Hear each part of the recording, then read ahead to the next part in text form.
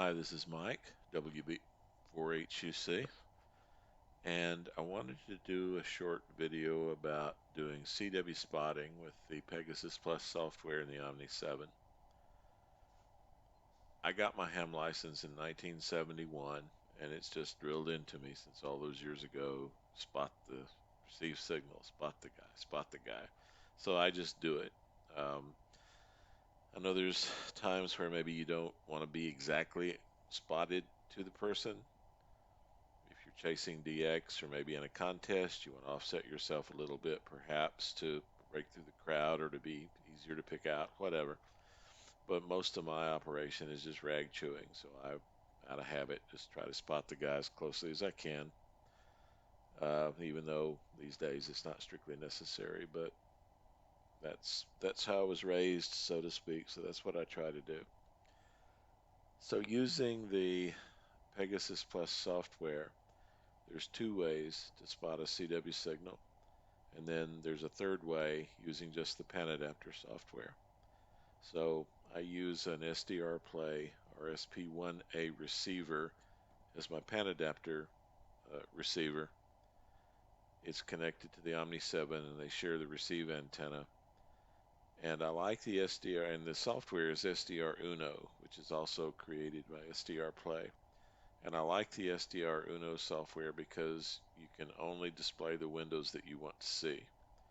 So with something like HD SDR, you get the one screen that has everything in it. It has the control panel, it has the pan adapter, it has the audio spectrum, or whatever. It has everything and takes up some screen space. So I can use SDR Uno and then only display the windows that I want to see. So the test setup here is the Omni 7 has two antenna connections. Antenna 2 is on a dummy load. Antenna 1 is connected to the amplifier and the antenna tuner. And the antenna tuner also has an antenna switch in it that lets me switch between as many as 3 different antennas. But for most of this demonstration, I'm going to be on the dummy load, which is connected directly to the Omni 7 on antenna 2. I won't be using the transmitter on the Omni 7, so I have it disabled. And then the signal I'm going to be spotting too is generated by my FT817, which is running at its lowest power setting of 1/2 a watt, also into a dummy load. So should keep the signals reasonably, strong, but not too strong that they're going to overload anything. So let's go ahead and get started.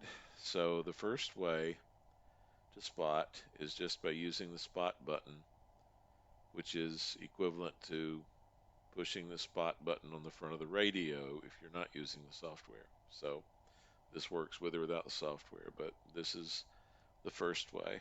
So if I press the spot button here on the radio control panel, you hear the tone.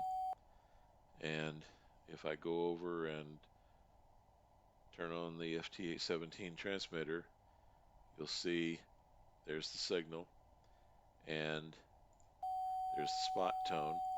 So the way you spot then is the way it's been done for decades. Turn your spot switch on and then tune the receiver until the tone of the received signal matches your spot tone. So that's what we're going to do. So we're at 10 hertz tuning steps. Here's the spot tone, and you'll see here's the FT817. So let's just tune.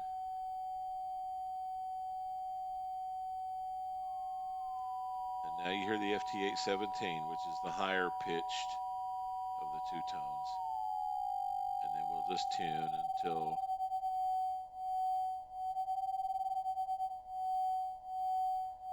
so you can hear that sort of wavering in the signal. They're very close. They may not be exact, but they're very close. So now there's the spot tone. So if I turn the spot tone off, turn the FT817 on, there's the tone.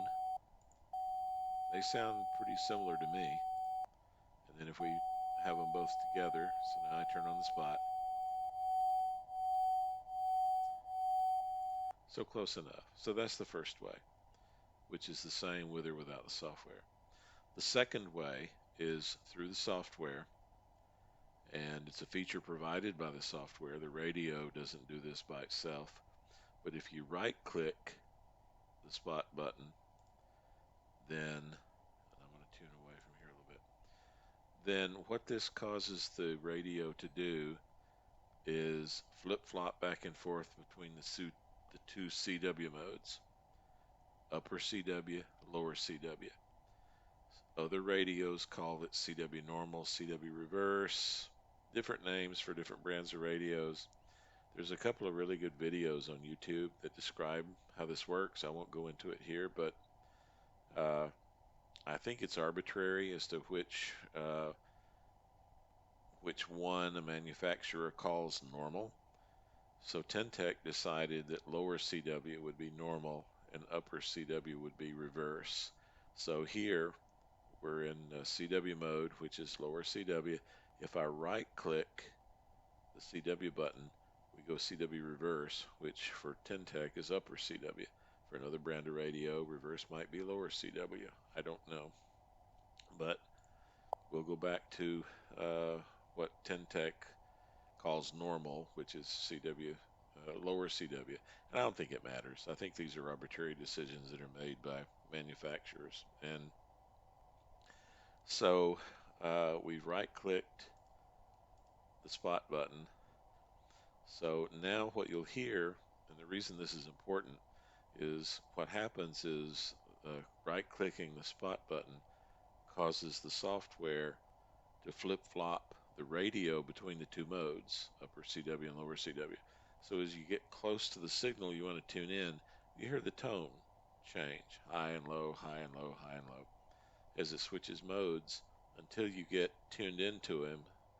And once you get to the point where the tone no longer changes pitch, you're zero beat. And for me, that's a little bit easier than using the normal spot function. So I'm going to turn on the transmitter. We're still in 10 hertz tuning steps. So I'm going to tune.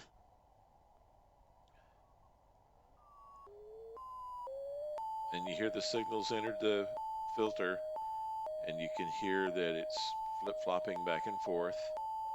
So I'm just going to keep tuning.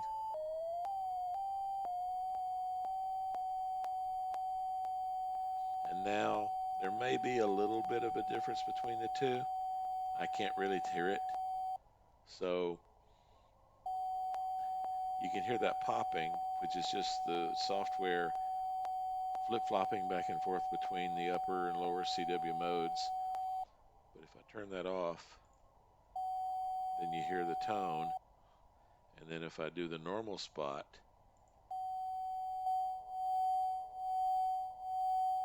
you hear that sort of warbling or wavering again.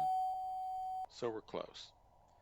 So if I use the N4PY software to spot a signal, I usually do it with by right-clicking the spot button and then hearing the difference in the pitch and then tuning until the pitch is the same or doesn't change anymore. And then the third method is I don't use the spotting function of the radio or the software at all. I use the pan adapter. So if I tune off again, and this time I turn on the FT817, there's no spotting here, but if I just click on the signal, it tuned the radio to it, but not quite. Here's where we want to be.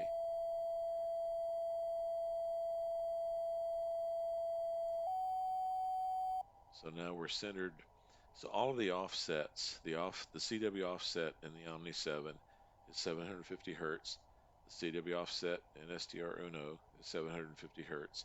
And just for fun, I set the CW offset in the FT817 to 750 hertz.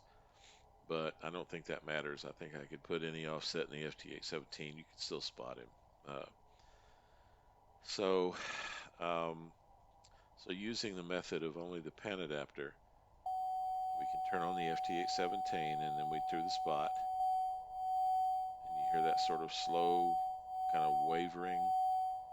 So we're close. If you turn the spot off, and Then I right click the spot. Maybe there's a tiny bit of difference in the pitch between upper and lower CW, but not much. It's very close. Close enough to work. So I don't worry about it.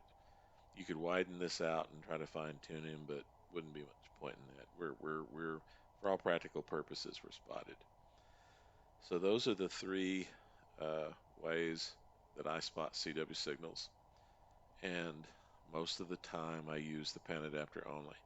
So let's go to the antenna and look at the signals. So if we want to, let's turn that off for a minute. So I believe this may be the CW Ops mini contest going on.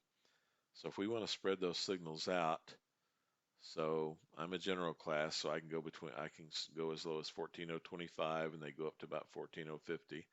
So let's split the difference and call this 1437 and a half. And then zoom that in a little bit. And so now we're going 14025 to about 14050. So we spread those signals out a little bit here. So let's go ahead, and there should be plenty to practice our spotting.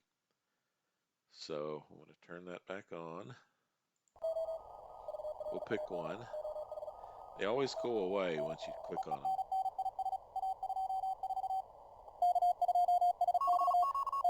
So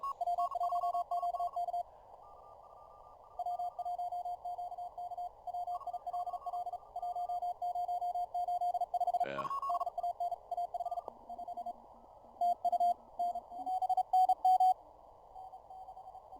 Yeah, this is going to be impossible. But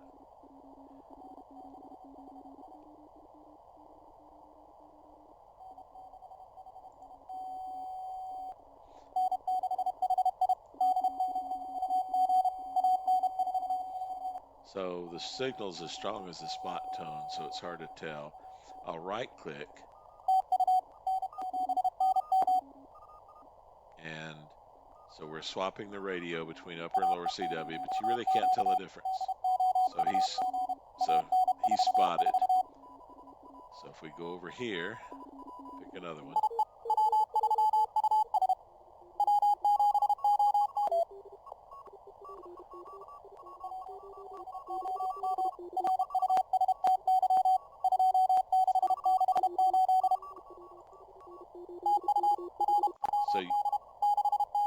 So there we go. So you heard the popping as the radio was switching between upper and lower CW, but the tone wasn't changed. So we're spotted. So this is how I usually do it. I just pick a signal and they go away.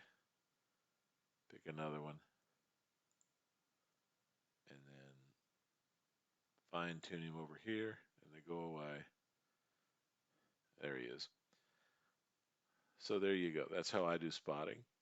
I like this method better than using the radio or using the software. It's quicker for me. It's personal preference. Using the Pegasus Plus software works fine. Either way you do it. But for me, it's just quicker to point and click up here on the signals.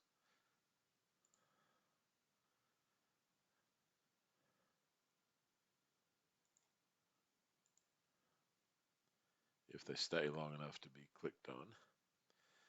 So that's it. These are just three different methods of spotting CW signals using the Pegasus Plus software and or the pan adapter software with the Omni 7. So even if this isn't particularly useful to you, I hope you found it entertaining at least, and thank you for watching.